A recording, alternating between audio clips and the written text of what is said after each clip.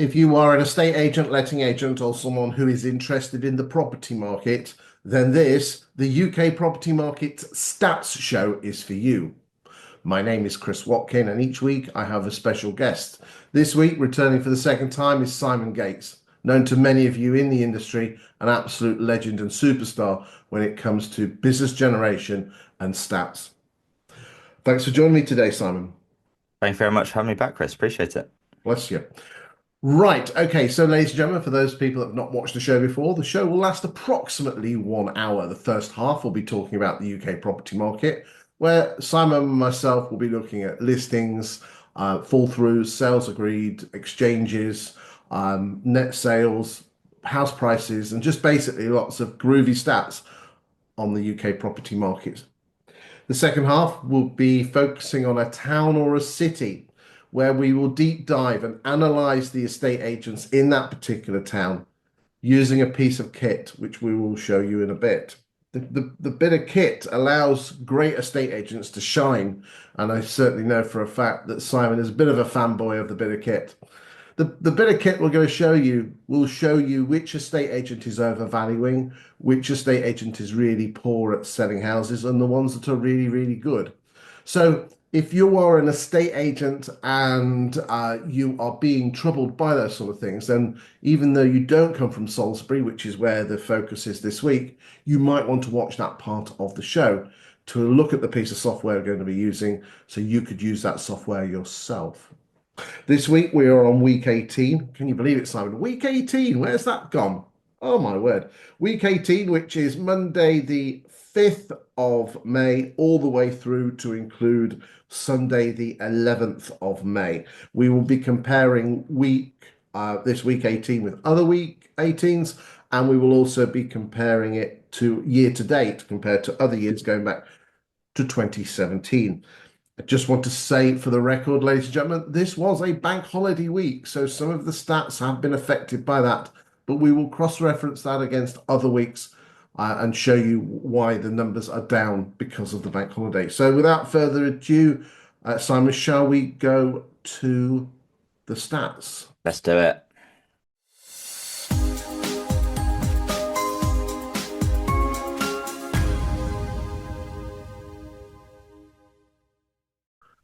Okay, ladies and gentlemen, what normally happens is this. I just start off with the stats and then we go over to the wonderful Simon and he will give us his thoughts. Okay, so you should be able to see, Simon, the listings. Just confirm that the Yep. graph is on the screen. Okay. Okay, so this week we have listed 34,854 properties with an average price of £470,000. There he is on the graph there. So the white line is 2025. And if you compare that with other years, in 2024, the number of listings, which was the red line, was much higher at 41,392. So, oh my word, listings are down. What's happening? No, it's because the bank holidays fall in different weeks. And it just depends. Look at this, ladies and gentlemen. It is the roller coaster. We always get three dips: Easter and the two May bank holidays. So we've got another one coming at the end of the month. So before you all panic, it's going to bounce back up, then she's going to drop, then she's going to bounce back up, and then she's always going to slowly go through the early summer months of June and July and August, and then she dips back down for the August bank holiday. Just to give you an idea, 16.2% higher than the last 8 years average, and we are 5% ahead of last year, and we are 9.8% ahead of the more normal years of 17, 18, and 19. Simon, what's your thoughts on listings, mate? Um, well, I think it's just, yeah, steady as she goes. I think very valid points on the bank holiday side of things. As you said, you typically, when those bank holidays come up and the Easter weekend, when you look at it over April, May, I mean, people over those bank holidays will go, right, this is the time to get my house in order before putting it on the market. So it might be a bit slow on listings before that, or they might be going away and having a nice holiday. And then also we had some pretty good weather. I got quite sunburnt playing golf last Friday. You do like So your golf, Simon, don't you? Yeah, yeah, the I think the good weather would have extended the long weekend, and then also maybe the base rate. People may be saying, let's sit tight and see what happens to the base rate, and because that dropped, fuels confidence, and maybe we'll see an increase in listing volumes the week after. And then yeah, I think it's the same like with the stamp duty deadline, isn't it? Of course, there was going to be a spike in transactions in March when the transaction data comes out for April. No doubt it'll be a lot lower than March. So it just shows you the normal trends and the spikes that you get. So yeah, What is the, okay? So what this is a graph that we'd normally leave till a bit later, but again, we always like to if it's a great segue in. We've updated this graph since last week because the exchanges do take a while to come through, and we're looking here at the eight. So the red line is the number of exchanges. So that was February, that was March, and there is the stamp duty uplift.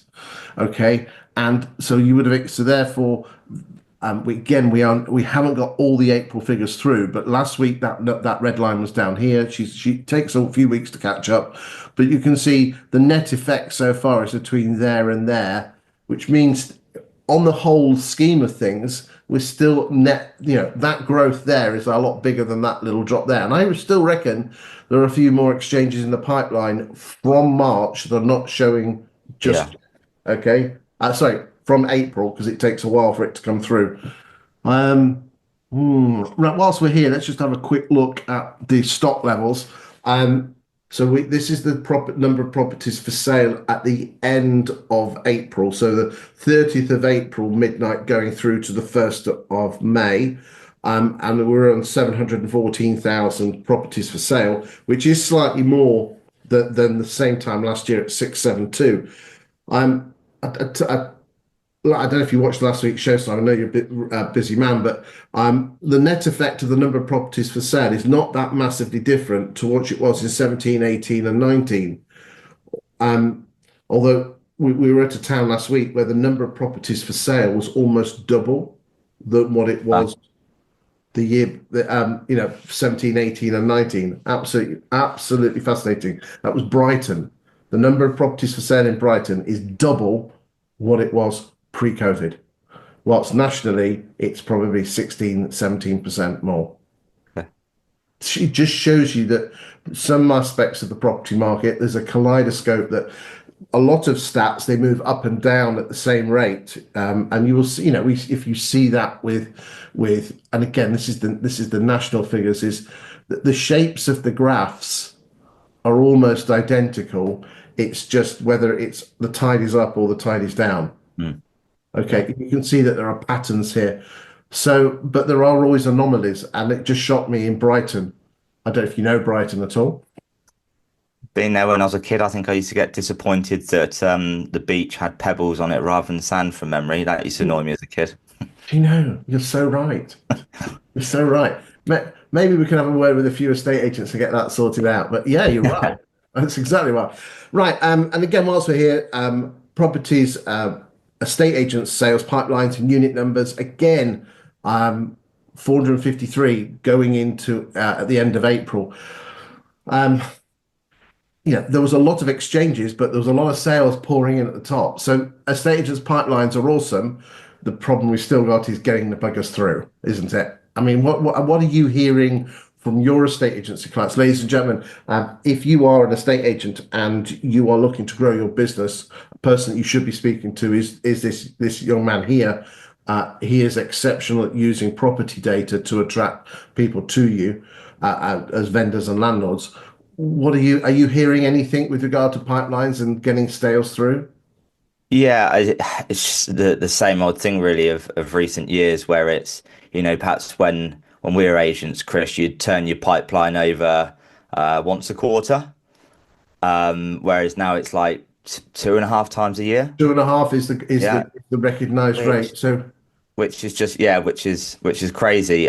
So yeah, things are taking longer. I think it's proven by let's use the Preston at Preston Baker as an example, and there's others out there. But when you get a seller to be legally ready from the start, rather than when they go sale agreed, they're going to proceed a lot quicker. So yeah, any agents watching this, if you don't already get your sellers legally ready, do it.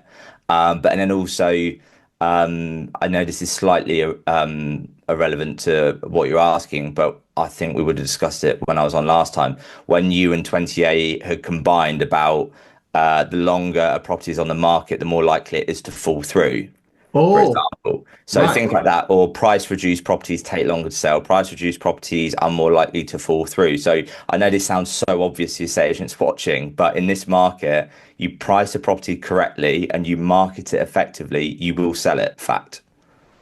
Yeah, I'll just remind everyone, it's a favorite stat I have most that I mention most weeks is if a property sells, so it has to go sale agreed, and it goes sale agreed within 25 days. The chances of that sale making an exchange is 94%. If a property takes more than 100 days to make a sale agreed, so up the contract, the chances of that sale agreed making exchange, if it took more than 100 days to get it to sale agreed, comes crashing down to 56%. Yeah, we're not talking that it's that's huge gap. Yeah. And again, ladies and gentlemen, Simon is absolutely bang on with that. Get your solicitors instructed on listings. They can start, especially with apartments. Get them, but Yeah. and again, I find it fascinating. Estate valuers say, "Well, I don't want to put barriers in the way. Homeowners don't want to spend the money." The problem is, it's been proved beyond doubt. The problem is, do you mind if I speak my mind, Simon? Of course I don't. Let's do it. Hey, the problem's in your head. Yeah. Okay, if you sell it the right way and package it the right way, again, let's just remind ourselves. We're getting on our soapbox now, Simon. I knew we would.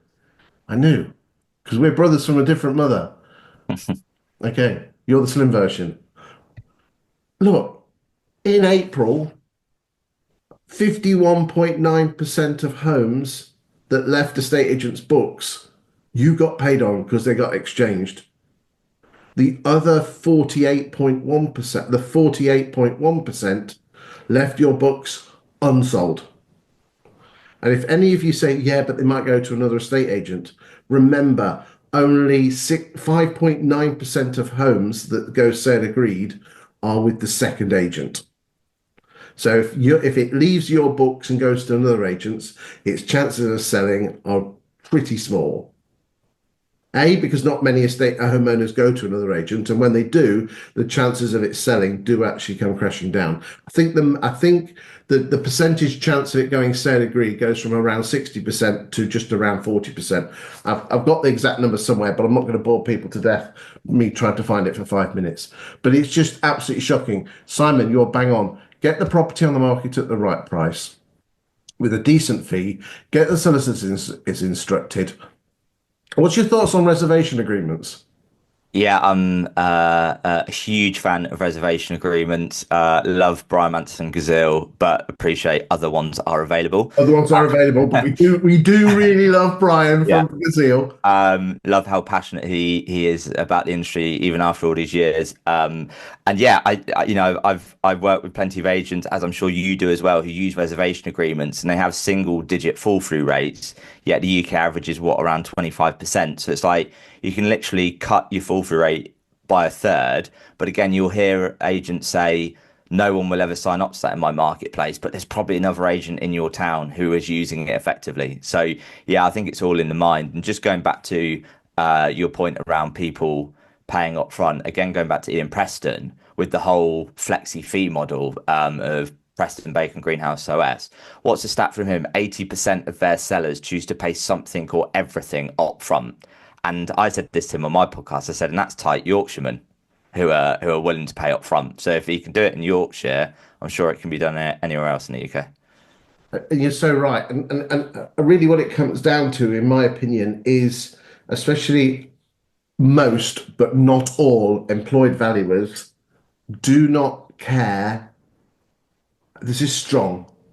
Do not care whether they sell the house or not. All they care about is that they don't lose their listings because of their fragile ego. So just on that, Chris, if you were looking at the graph we're on now, I know that it's been more prevalent in recent years, particularly when you do like this fantastic stat show, but showing there that literally you got like a flip of a coin chance of selling. It shows on this graph that's not like a new thing. If you look in those kind of 6 to 12 months before COVID, it was 50 to 60%. That's what I used to work my stats out on, that on average, probably 50 to 60% of properties that come to market are going to sell. And then you look in the COVID market, obviously stamp duty holiday, record low interest rates, race for space, da da da da da. Even then, in the best market we've seen, like only 70-ish% of properties still went through. So yeah, there is a clear issue there. And I think you're right on the ego side of things. I look back now and I sometimes I would take on a listing not because I wanted my board outside, but I didn't want Christopher Watkins' board outside. And I had to babysit some big Australian agents in the summer, and when I told them that the saleability rate, which is this, the Mhm. percentage of listings that go through to exchange and completion, was at 53, they're in the 90s. Yeah, yeah. Amazing. And again, ladies and gentlemen, if you can learn to love to lose a listing, and then, as the wonderful Stephen Brown says, is have a keep in touch policy. Don't say to them, "Give me a call, give me a call if your things change." They're not going to call you because they're not going to ring you up and be a prat saying that other overvaluing cheap fee agent was wrong. You were right. You have to keep in contact with them. My advice to my agent clients is, why don't you send them WhatsApp listings of properties that either match theirs or ones that they're looking for. So here's a three-bedroom semi just come on the market around the corner from you, on the market with XYZ. It's a competitor of yours. I thought of you. I thought you might want to see it. Or when they see something, they're looking for a four-bed semi, saw this four-bedroom semi in XYZ village, thought of you. And if you can drip feed that as opposed to give me a call or how's it going? Is it going? Bloody hell. Right, come on. We haven't got past the bloody listings, mate. And we're already 20 minutes in. I knew this would be a good show with you, but I didn't know it was going to be this good. Right, let's rock and roll. Okay, price reductions. So 22,865. The average price of a property being reduced is 426. Let's just remind ourselves the average price coming on market 470. We will do some more analysis on that in a second, which means that we are reducing 13.5% of our stock on a monthly basis. Is 13.5% enough? God, I don't want to go off on one now, conscious of time. I think that Hey, you go off on one. the problem is like price reductions are rife within the industry. There is a clear strategy to put it on at too high a price, long agreement, and then just batter them down in price. I've certainly been that agent who's had that dictated to them over the years. But if you look at the stats on 20A, when you look at the agents who are the best performing, i.e., most likely to sell, lowest fall through rate, sell quicker, get the best price, they do price reduce. So let's say they alter the price maybe 15 to 20% of the time, and I find the poorer agents maybe price reducing 50% of the time or none of the time. So they're either not having those conversations with the sellers because they're scared, or there's quite a clear strategy, which is I'll just chuck it on at 10, 15% more than it's worth to win the listing. So I think that there are too many price reductions happening, and agents need to look at themselves as a person, the presentation and the promotion, and the last thing should be the price. Absolutely bang on. Gross sales. Oh my word. Get Charlie Lambden on the phone. Charlie's a friend of mine. Okay, then. End of the world, guys. Look at this. Look. Drop down. What? Oh, hold on a second. Don't worry. Alarm's off. Cancel the alarm. Bank holiday. It's dropped, guys and girls, and we knew that was going to happen. Okay, last week it was 42,000. We'll just pull that back up. Last week it was 40. Hold on, just pull that up. Last week it was 28,338, which was the highest sales month for 145 weeks. We have to go all the way back to the end of May 22 to have a higher week. Okay, so bank holiday always drops. Look, they always drop. So, don't worry. You can put your hazmat suit back in the cupboard. It's not end of the world. Cumulative sales to date.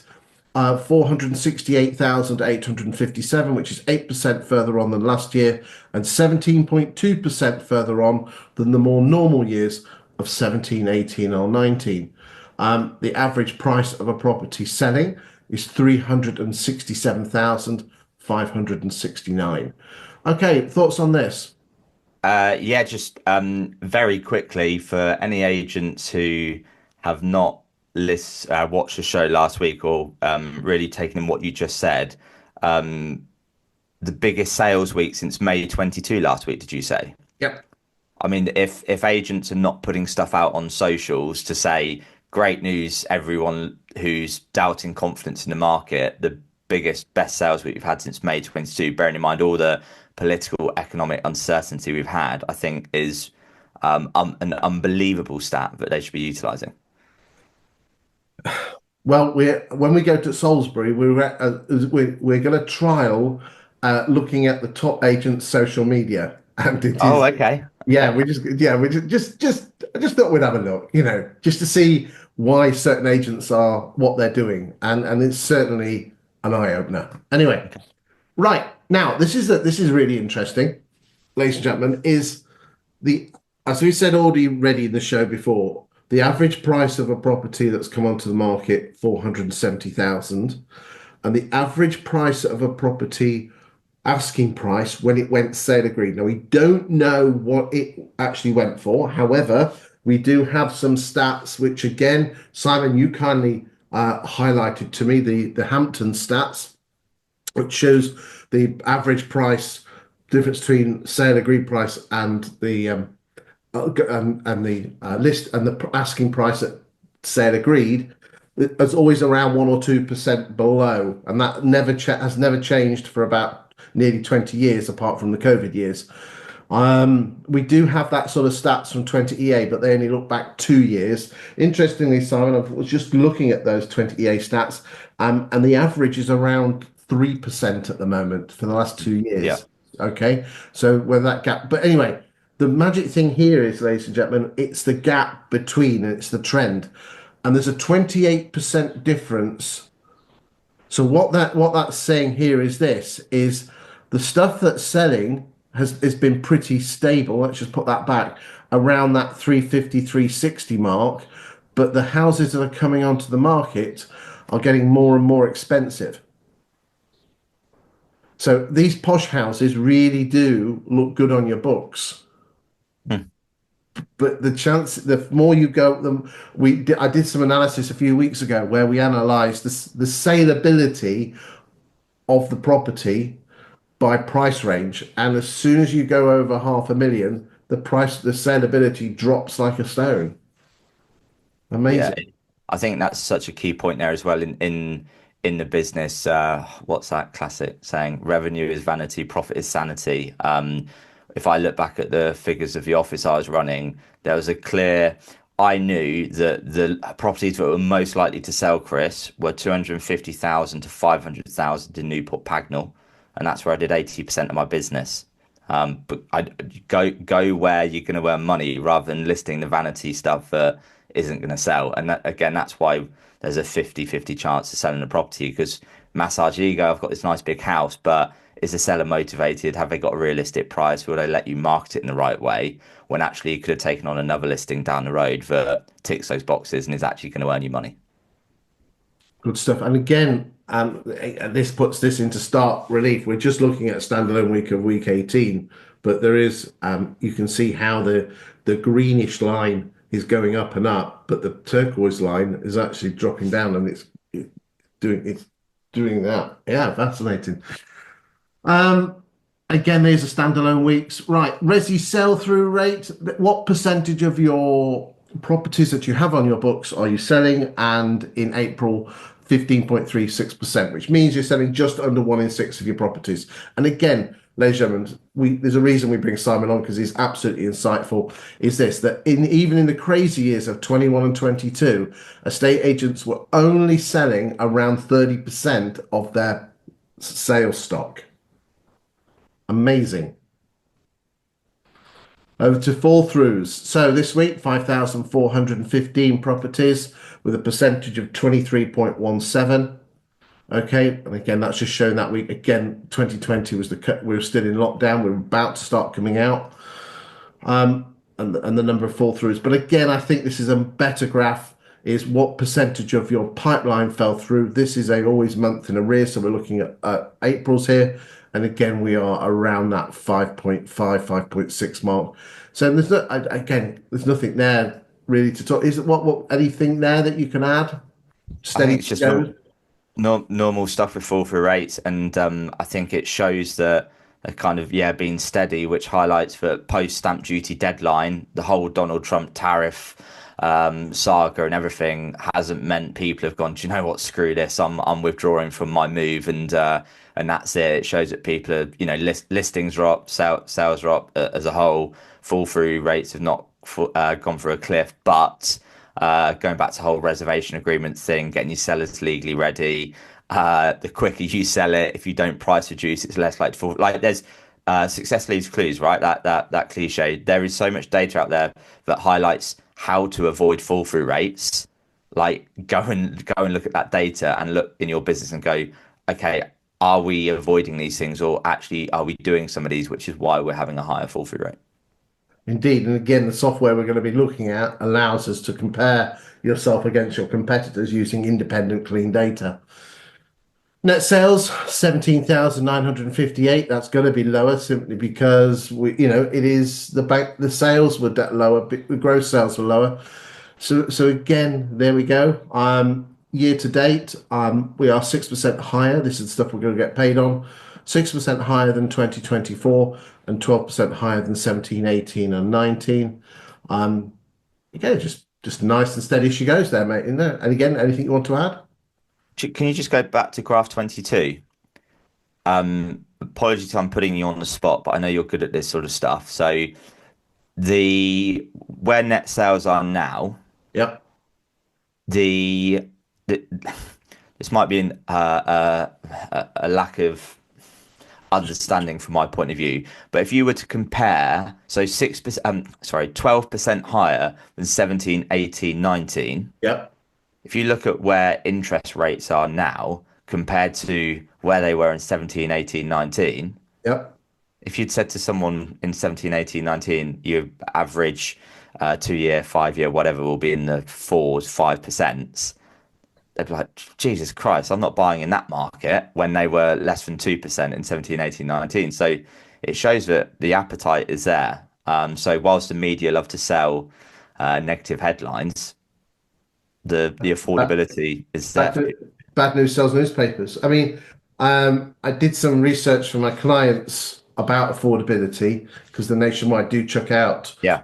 And again, the article, a lot of people use a lot of people use the earnings versus house price ratio as a way to judge the property market, and I believe a better measure is the percentage of mortgage payments of the take-home pay of the household, because people Yep. don't buy a house on it's what will it cost us basically, and yes, the affordability rates.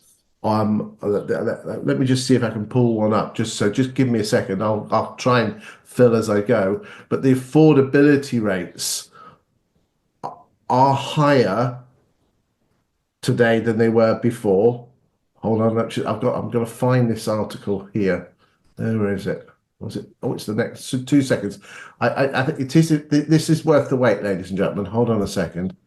Let me just pull that up. Right, hold on. Sorry about this. Hold on. Right, yeah, Dropbox. Wait a second. Right, there we go. And that's that. That's that. So, tell you what. Let's go and pick. I'm gonna pick a. Let's go worst. I'm gonna go to London. Okay, you're all right with that one? Yeah. Okay. So let me just stop the share, and then I'm gonna share this here, and I'm gonna. Here we go. So this is an article that I wrote for my client in Hounslow. Okay, and as it says here, in outer London, the house price earnings to ratio was 3 to 11. So basically, in 1983. your house price was 3.1% more than your salary, and today it's 6.35, which is not very good. It doesn't feel right, does it? Yeah. But here's the graph that we said. So the red line is the house price to earnings ratio. So, we go back to 1983 and it was around three. These are the red lines. And today it's around six, like we said. But is the black line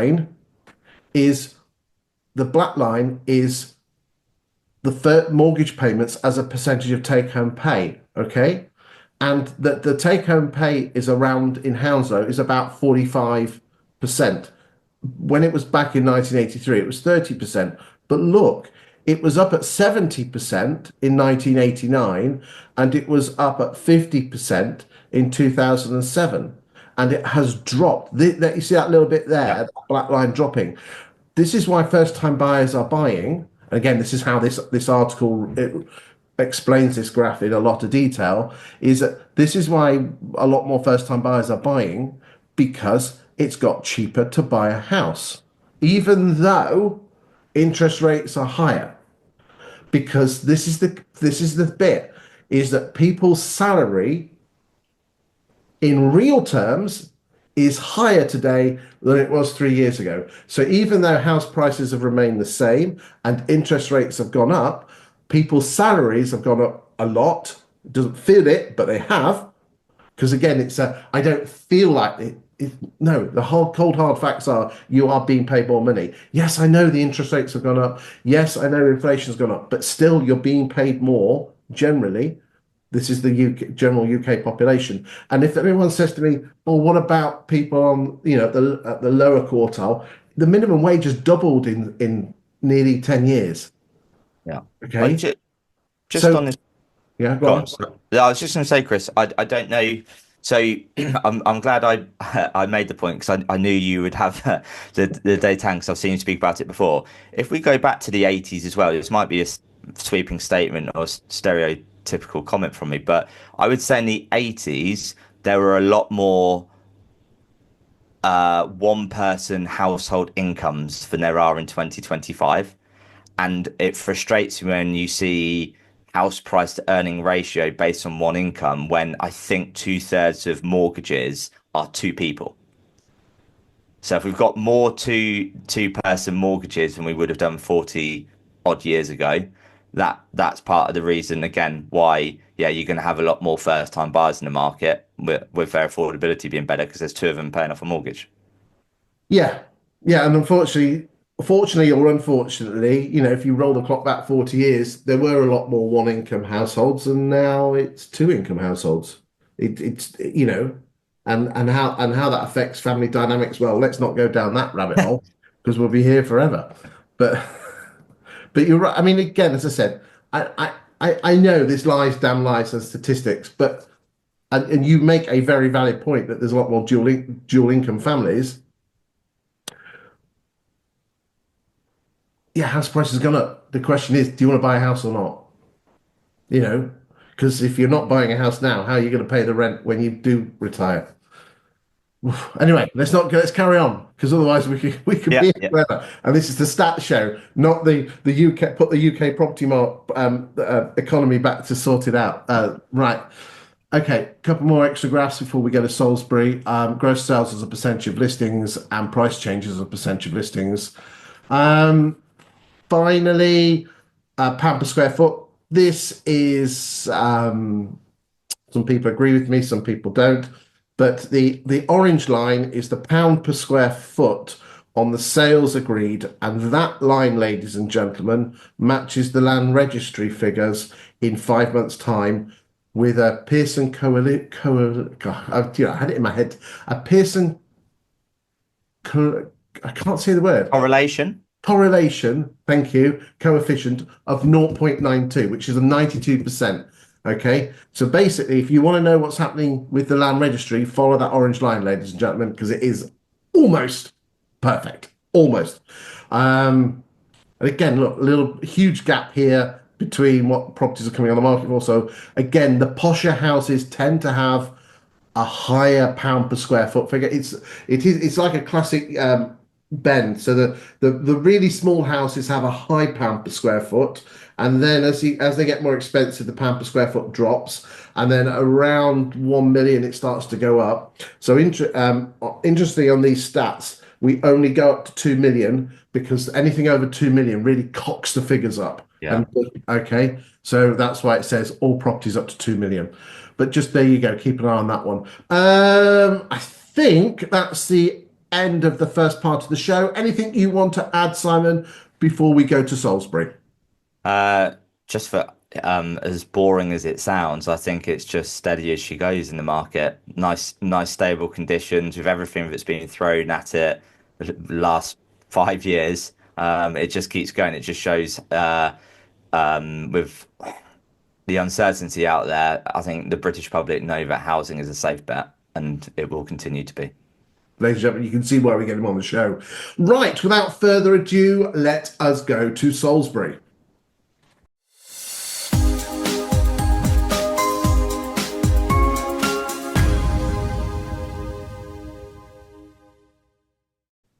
Right, ladies and gentlemen, for Salisbury, we're going to be using a piece of kit called Insight. Insight is a platform by the firm 20EA. They have different platforms, different software solutions. Insight is a bit like Rightmove Plus, but it's on steroids. It goes back 5 years plus the year that we're in. Both Simon and myself are huge fanboys of it.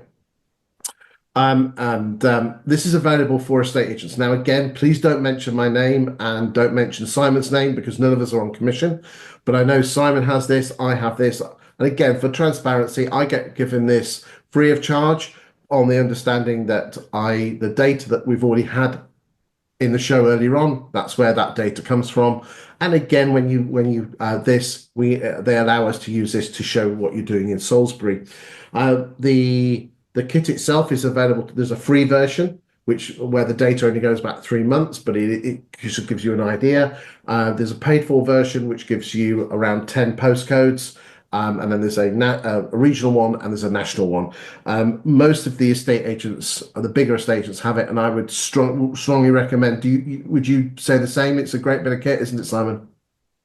100% helps you know your market inside out from a click of a few buttons. So, without further ado, as I said, please, if you like what you see, then contact 20A. Don't mention Simon's name. Don't mention my name because we are not on commission. Although I think we should be there, Simon, shouldn't we? No comment. No, but if we did, if we were on commission, then it wouldn't be fair. So there you go. I firm believer. No. Right. Without further ado, so we are looking at Salisbury. So Simon, I'll come to you if you've got if I you spot anything. But also, mate, if you see something you like, just cut across me and we'll. Okay, is that all Yep. right? So we are looking at between the 1st of the 1st, 2020 and the 13th of May, 2025. The postcodes that we are looking at for this benefit is SP1 all the way through to SP5. We are not putting any new homes in this because it tends to skew the figures up. We're going to look at new instructions because that's market share and estate agents love their ego massaging when it comes to data. So without further ado, the average price of a property that's come onto the market in the last 5 and a bit years is 439,452. 13,556 properties have come on the market with a pound per square foot of 363.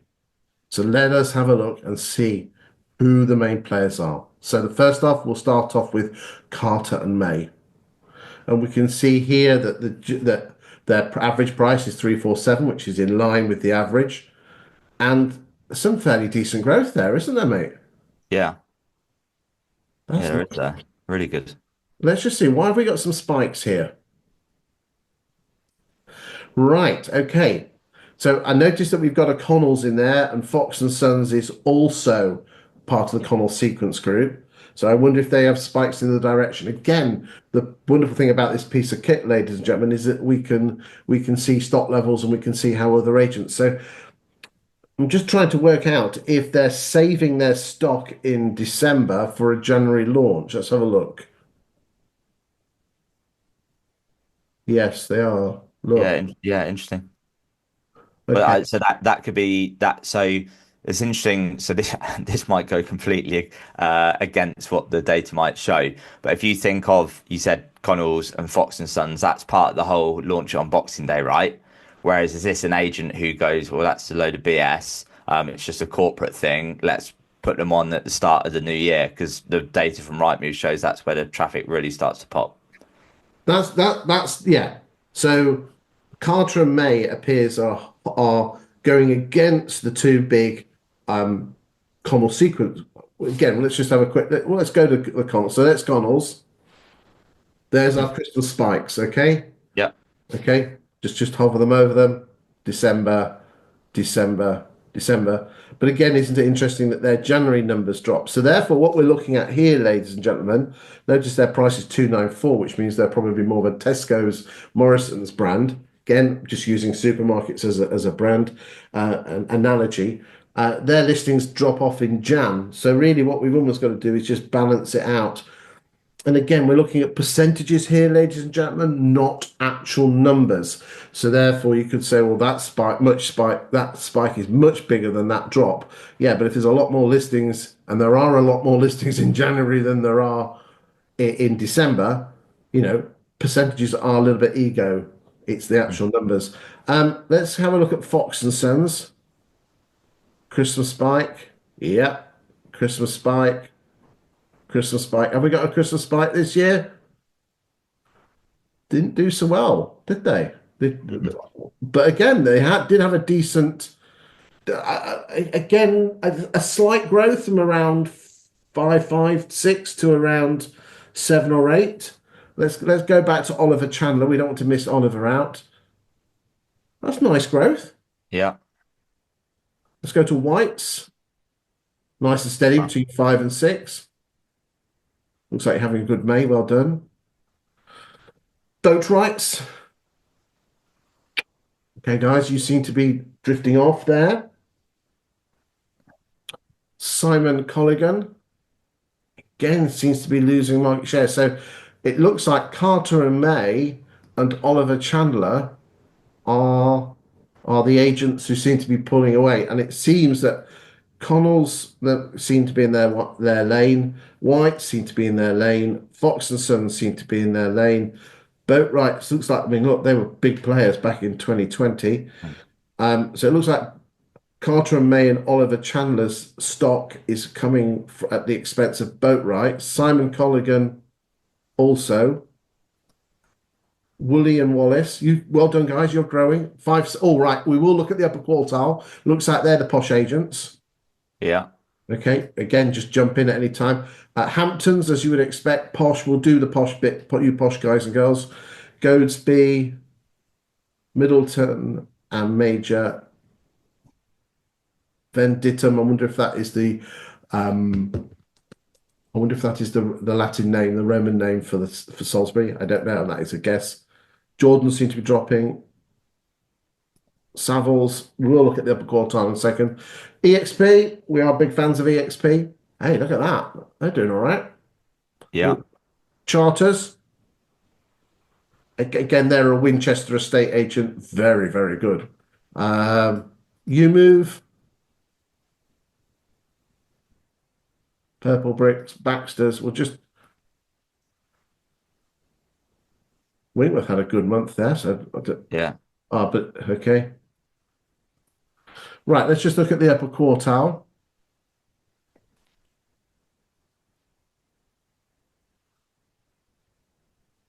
We might look at the upper quintile actually, so let's have a look.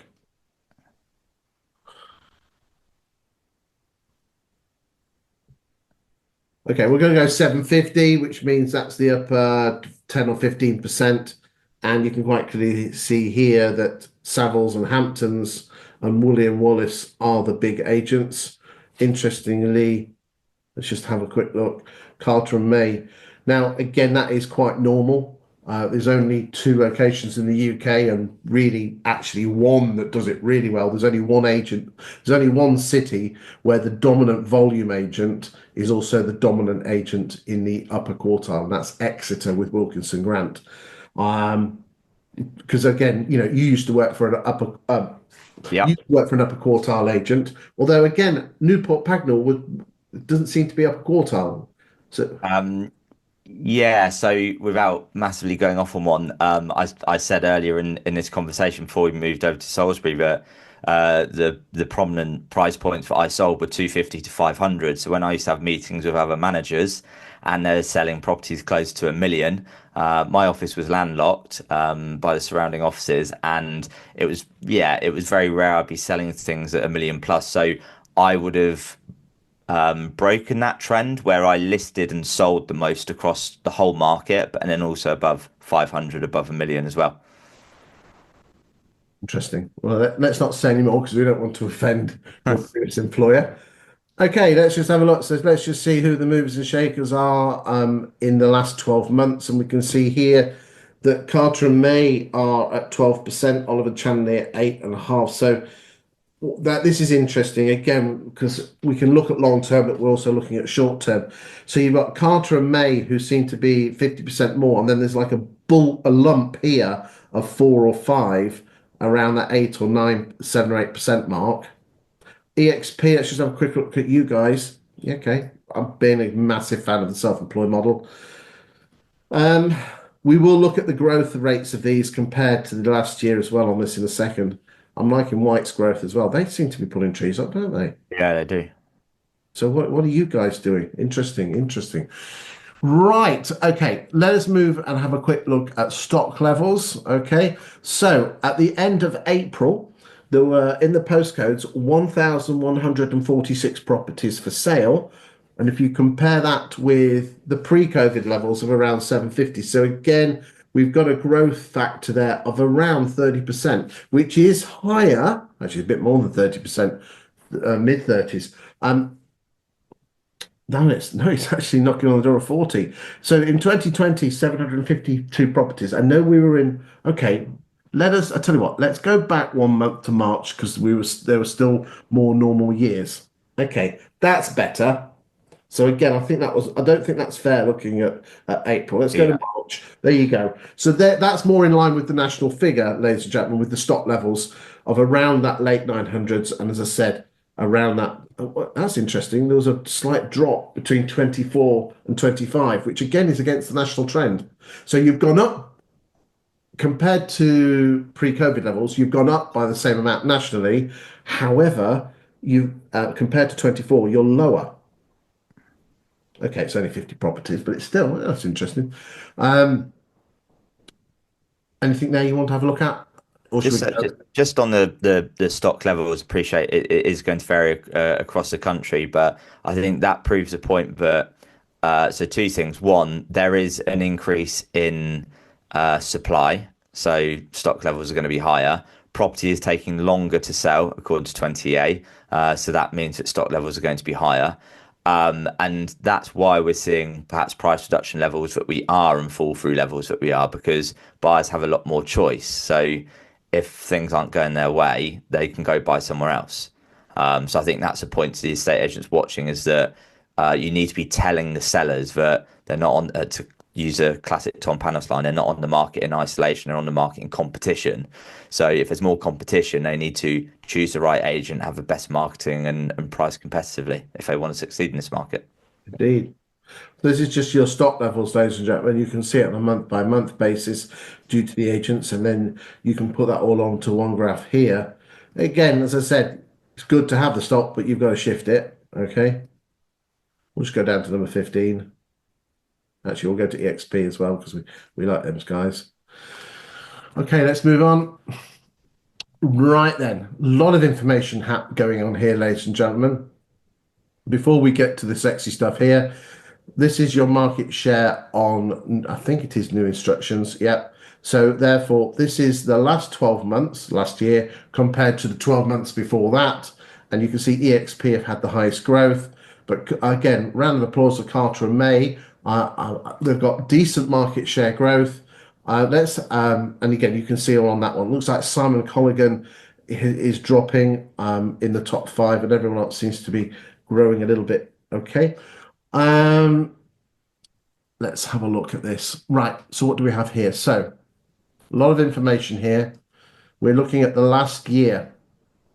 And I want you to ignore new instructions and new instruction market share. And I want you to ignore sole subject to contract. And I want you to ignore sole subject to contract percentages. I know you're interested in that, ladies and gentlemen, but these four columns here is where the real action is. And I'm telling you here and now, there is some absolute hidden gold in here to some estate agents and some absolutely shocking stuff to other agents. Right, let me explain what's happening. In the last 12 months, in those postcodes, Carter and May have had, if you add up 264 and 72, that comes to 356, if memory serves it well. Yeah, 346. Of those properties, 264 have exchanged and 72 have withdrawn. Because if you add up the two percentages, they add up to 100%, because a property will only leave an estate agent's books if she exchanges or withdraws. I know you know this. Yep. So this is for the benefit of the ladies and gentlemen watching this. And this fundamentally is what we're all here for, ladies and gentlemen, which is out of all the properties that leave your books, how many do you actually get paid on? And the homeowner moves to the next chapter of their life. And again, Carter and May, normally, and I know you know this, when you have a dominant agent normally has a lower exchange rate, okay? And those agents that are growing market share also tend to have a lower exchange rate. I think we're going to have to get some fanboy t-shirts here, Simon. Carter and May at 78, They're smashing it, aren't they? absolutely smashing it out of the park. Oliver Chandler, really good at 73, because again, the average is 61. So, I mean, look, there's some really decent numbers here. Simon Colligan, 82. Again, if I was Simon Colligan, my market share is dropping, but I would be using a statistic like this, saying, Mrs. Miggins, Mm. the average estate agent shifts 66 out of 10 houses in Winchester, not Winchester, Salisbury. I'm 8 out of 10, Yeah. over 8 out of 10. And here's your proof. Can I just make a point on that, Chris? Go for it. So I had a meeting several months ago now with Colby Short from Get Agent, and he made a really, really valid point in that the average seller doesn't know how to choose the best estate agent, and estate agents don't know how to objectively demonstrate their superior worth. And I think your point's so valid there, without going off on one about pie charts. How many agents, I'm going to pick on Connells and Fox and Sons, would be saying, look at us, we list loads, but actually they're only selling around 60% of what they list. Whereas Simon Colligan should be saying, yeah, we don't list the most, but we give you the best chance of selling within the Salisbury area. Yeah, and you're right. I mean, when it comes to right, I'm quite well known for my pie charts. Is Are this you? by allegedly, okay? Is this? I actually have no issue with pie charts. There are better things like this that are much better than pie charts. Is this? Is you save it for the sofa, Yeah, agreed. okay? You don't whap it out, you know. And again, this is a famous line. Is this? It's a pie. You know, a pie chart is like a willy. You know, it's something to be very proud of. But it's when you start waving it in my face, that's when I have a problem. Okay, the pie chart itself, you are posting for your own ego. Look at me, more people love me. And again, I love it when they say I'm the number one agent and they've got 5% of the share. And then you think to yourself, what about the other 95%? Yeah. Okay, but let's not go there. The estate agents that are watching this, ladies, you know, that if you want a human to make a decision, you need to know what sales psychology is. And sales psychology says that 19 out of 20 completed decisions where someone actually does something, the emotional side of the brain has to say yes first. That's why pumping out data online is putting the cart before the horse. What you need to do is the best way to get inside a human's brain is to tell a story because it's emotional and people can reflect it. And you tell a story that's very, very similar to their moving. And where the other agent, Mr. Miggins, who was down the road, didn't move to his daughter in Droitwich because the agent overvalued and they couldn't move in the end. So you tell a story that's similar to the value, the person who's in front of you, and then you hit them with this data to back up your argument. Start with emotion, follow with fact. And I Agreed. don't. That's how humans make decisions. And again, if I was Carter and May, again, massive, well done there. Let's just have a quick look and just see what everyone else is doing. So you can see here, there's some lower moves there. Okay, let's see the fall through rates. Okay, so average is 23. Connell's is low at 17. That's really good. You just got a high withdrawal rate. Yeah. EXP have a low fall through rate, and Venditum also has a low fall through rate, as does Boatwright's at 19, but 23. That's just 1% below the national average. But again, we know agents that use reservation agreements that's in single digits. Let's look at price changes. Can I say something straight away? Go for it. This kind of proves my point of what I said earlier. So the top two agents there who are exchanging on 78.5 and 73.33, they're price changing like 1 in 3, whereas picking on them, please don't sue me, Connells. But the 58% and 44.5% price reduction, so huge price reduction numbers, price reducing half the stock they list, and they're exchanging on a lot less than the top two agents there. So it proves the point that price reducing, you think it's good, overvaluing, great, it's good for the ego, it gets you the listing, but then you're just reducing your chances of selling, and then you're not going to earn any money from it. Yeah, but at least haven't lost the listing. Yeah, depends what gets you out of bed in the morning. It certainly does. Again, if I was president of UK estate agency, the first thing I'd ban is listings bonuses and price reduction bonuses. Hey guys, we're not criticizing you, those that get paid that. We're not. Okay? You are working within the system that you are within. And we are not criticizing. In fact, we're doffing our caps to you. But until the bosses, well, yeah, it's not helping anyone. It's not helping anyone. And I think as soon as, remember what Simon said earlier on is that we have a flip of the coin. Okay, it's a bit better than a flip of the coin in Salisbury, but still, to say to an agent, to say to a Salisbury homeowner, oh, you only have a 6 in 10 chance of actually selling and moving. Okay, it's better than the national average, but it's not brilliant. That number in London, ladies and gentlemen, is in the 30s. I think that's a key point, just very quickly, Chris, in that, how many times have you, me, the estate agents watching this heard over the years, someone say, oh, my house isn't on the market yet, but it will sell really quickly. I think that using something like 20EA, you can, as an agent, demonstrate to a seller, look, did you know that actually, on average in Salisbury, about 62% of properties end up selling? Because if you ask the average seller, what do you think your chances of selling are? They'd probably say 90 something percent, wouldn't they? Mm. So actually educate them. And the same on how long it takes to go through.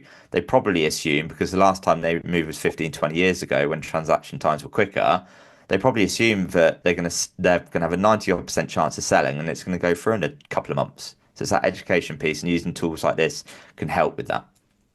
Indeed. Let's see how well the agents are getting. So there's, again, huge amount of data here, ladies and gentlemen. So let me explain what's happening, okay? So the order that we are in is by listing numbers, hence why we have that column that says new instruction. But from this point on, we totally ignore that. What have we got here?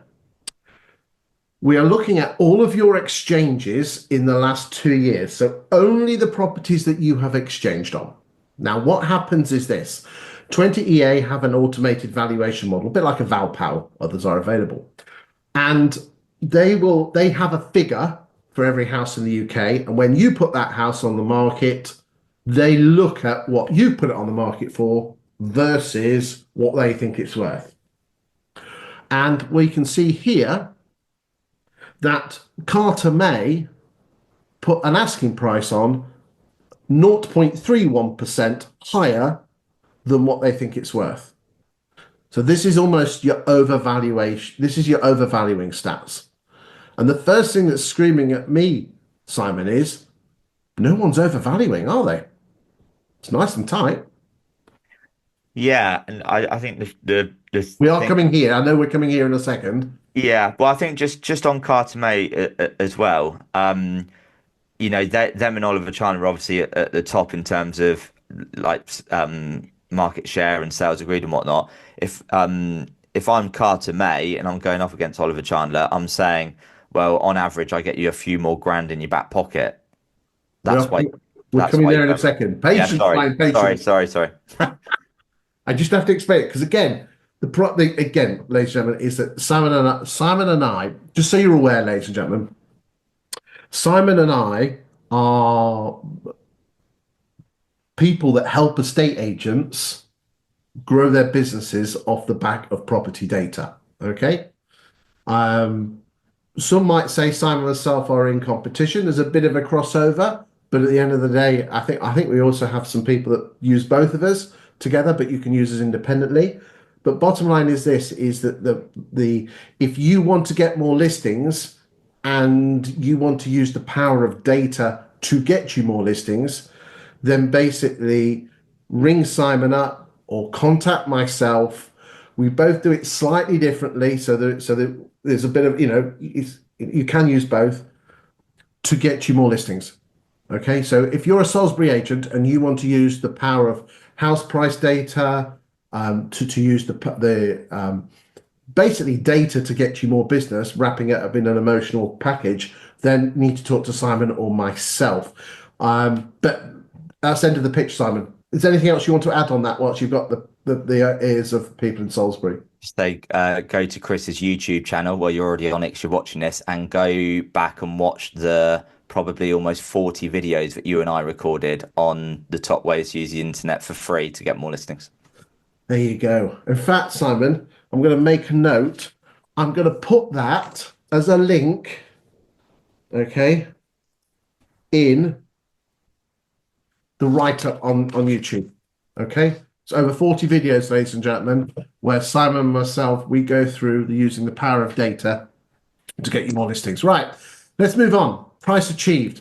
So this is the price achieved from your original asking price. So it looks like everyone values quite tight off the AVM, the figure that 20EA thought, but then everyone's being knocked down by an average of 3.86%. Now, so therefore, your net figure is you to work out the difference, you take one away from the other. People don't like percentages. So what the wonderful people at 20EA say is this, right? If everyone put on a £500,000 house in Salisbury, what would they achieve for it? Carter May would get £987 more than the average Salisbury agent. But if you're comparing yourself against your competitors, you could say, I will get 2,000, about £3,000 more. So if I was Carter May, I would say I will get just under £3,000 more than Oliver Chandler, and here's your proof. And if you go down that list, ladies and gentlemen, you can see the different statistics and the numbers. And again, we'll just let the numbers do this talking here, ladies and gentlemen.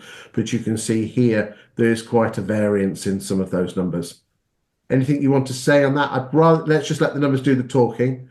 Yeah. Anything generally, or do you want to move to the next screen? No, I think that's all good there. Right, I tell you what, we get what size t-shirt are you, Simon? Depends what time of year it is. Medium to large. Okay, then. So I'm a 3XL, sometimes a 4XL because I'm a big lad. I think we need some t-shirts here with hashtag fanboy Yeah. Carter May because look at this.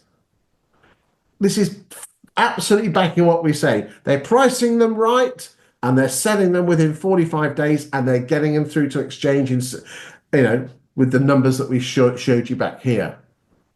78%. So they're Good selling business. them quickly. We know they're pricing them well.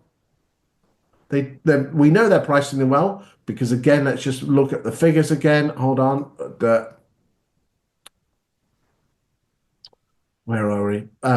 Pri price change at Yeah. 32. Okay. Carter and May, 45 days from new instruction to sale agreed and 123 days to get it through from sale agreed to completion. So that the average is 123 days. The average in Salisbury is 75 days. So Carter and May, you can say you sell your houses 30 days quicker than the average Salisbury estate agent. Oliver Chandler, 53 days, not much difference. It's so pleasing to see that the big agents here are actually getting the sales through quicker, don't you think?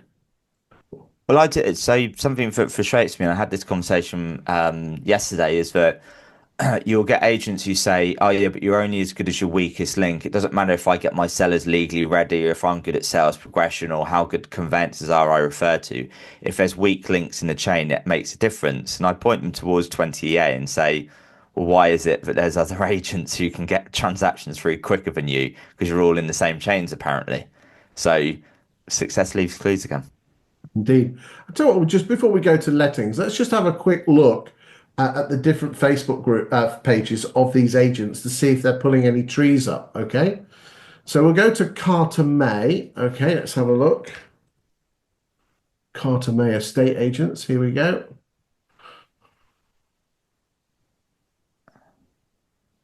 Why is that not coming up? There we go. I just had that 2 seconds ago. Here we go. Oh, look, Simon, pie chart. Whoop, whoop, whoop. Anyway, look, if you want to put your pie chart on a bus, you go for it. Um, Look at this, Simon. Not posting much. No, they're not.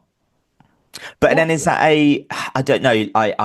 We are both very active on social media. I know there are lots of agents out there who do wonderful things and generate a lot of business off of social media. But actually, there are a lot of agents who social media is actually a distraction to them. Our Carter and Maid just doing good old fashioned estate agency.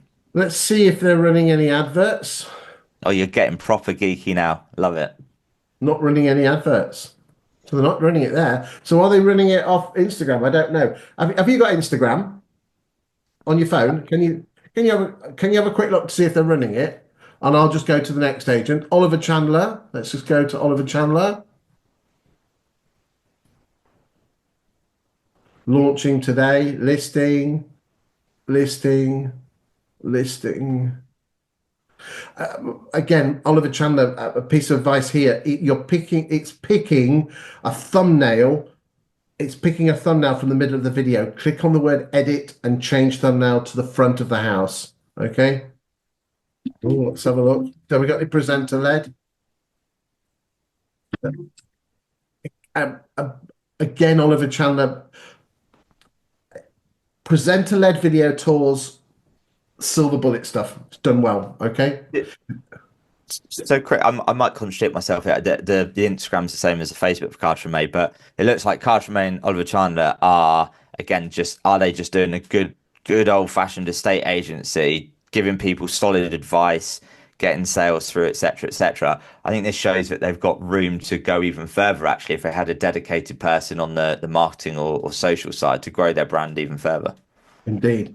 Because again, we're just falling into the trap here of listing, listing, listing, testimonial, meet the team. Let's go and have a look at White's listing, listing. Yeah, there's so much more you could be doing here, guys and girls. Let's go. And William Wallace, listing, listing, listing, testimonial, listing, listing, testimonial, testimonial, listing.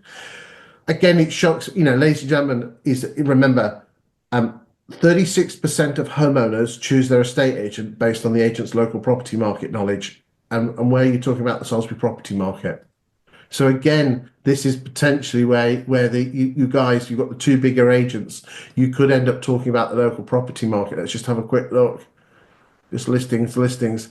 I've just brought up something that could be of interest to you. This particular agent, which is the JGG, they have a Lancaster property blog, and they write articles about the Lancaster property market.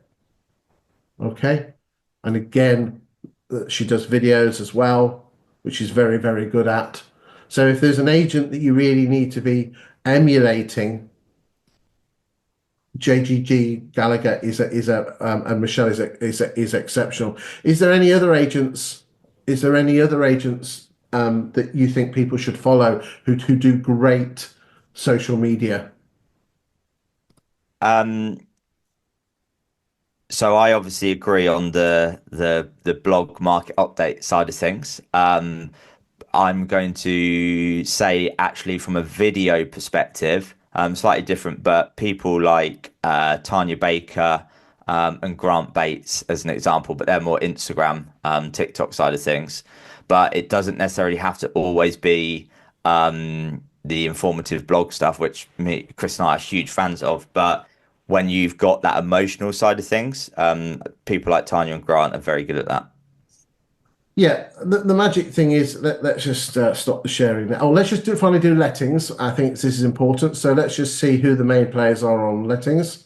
So whites. So again, we don't know what we don't know what portfolio you have. However, we can actually work out what your portfolio is by the number of new instructions that you're having. So therefore, if your portfolio is bigger, your new instructions or your relets that are coming through will show that in the numbers. So you can see here that whites was drifting down, but looks like they're actually stabilized in 23 and actually growing. Bassett's dropping, Fox and Sons, Carter and May. Well, that's nice and decent growth. Connell's. Now this, look at open rent. Now normally open rent. Okay, so open rent are up at 10%. Okay, so if I was to look at the last year, let's look at the last year. You can see now open rent are now number Yeah. three. Now, again, ladies and gentlemen, 51.2% of homes that were previously on, sorry, um, of the properties that have come onto the market with open rent in the last 2 years, 51.2% of those were previously on the market with a high street letting agent. So this growth here is at the expense, ladies and gentlemen, of letting agents in Salisbury. These have come from you, okay? Because again, stat geek myself, the number of landlords or rental properties in the UK is still growing. It's not growing by much, but the net figures are still growing. Even when you take out build to rent, it is still growing. So therefore, the biggest challenge letting agents have is open rent. Now, that is quite a low figure because normally in most towns they are number one and heads and shoulders. So I'm just giving you a heads up. One of the things that I teach my agents to do, because I specialize more in lettings than sales, I think, Simon, you're more sales and lettings, aren't you? Bit of Yeah, both. yeah, both. But yeah, I would say yeah, you would lean more towards the lettings and I would lean more towards sales. I think that's Yeah, fair. but there's a lot of it is a good crossover. Yeah. Is you need to be what do you need to, the issue here is that we're not proving our worth as letting Yeah. agents. We're just ringing up the landlord when there's a problem. And the best piece of advice I can give you is this: when was the last time you got your landlord in to actually manage the portfolio, look at it, look at the yields, look at where they're going with their investment? Or are you just collecting your 10 or 12% and ringing them up when there's a dripping tap? That's the best piece of advice I can give you. If anyone wants any advice and opinion on what to say during that meeting, just give me a call. I'm all over social media. And again, if you want to pick Simon's brains, Simon is all over social media as well. You can't miss us. Reach out to us and pick our brains because Simon certainly. There's not many people I look up to in this world of estate agency, but Simon is definitely one. He teaches me lots, and I hope I teach him stuff. And he's fantastic at what he does. So let's just have a quick look at the average rent before we go. The average rent in 2020 was 979. The average rent now is 1,291. So the rents have gone up a treat. So again, this is why this bit of kit works wonderfully. Right, Simon, final thoughts from you. Well, just on that letting side thing, I think the how much rent has gone up there proves the point of why the first time buyers continue to be the most common buyer group because rents are getting out of control. And because their parents and grandparents before them bought property, they grew well through property, they can then give them a deposit. That's where the first time buyers are coming from. And then on your point with open rent on the rental side, um, again, as maybe a victim mentality and a lack of self-awareness. I think a lot of agents go, oh, but going down the open rent route, that's because they want cheap. No, no, they're just not seeing value in a traditional agent, hence they're going that way. So yeah, be an manager, be a wealth manager. Show them that their rental figures are going up. Show them the capital appreciation of house prices, and that investing in bricks and mortar is still a very good thing for British people to do. I think it's Warren Buffett saying, "Be scared when others are greedy. Be greedy when others are scared." And there's a lot of accidental landlords exiting the market, but the portfolio ones are going, "We're reinvesting." So they clearly know something. Simon, thank you very much for your insight today. Wonderful as ever. I'd like to get you back on the show in a couple of months' time, if that's okay with you. But more importantly, thank you for watching the show. We've gone slightly over, but we were enjoying ourselves. Don't worry, Simon. No one ever watched this show anyway. But it's always great to catch up with a fellow data geek. And if anyone watching this wants to pick my brain or Simon's brain, Simon, give them your mobile number. 07834 376 959. My mobile number is 07950 147 572. On that note, we'll leave you in peace. Thank you for your time today, Simon. Thank you for watching, and we'll see you next time.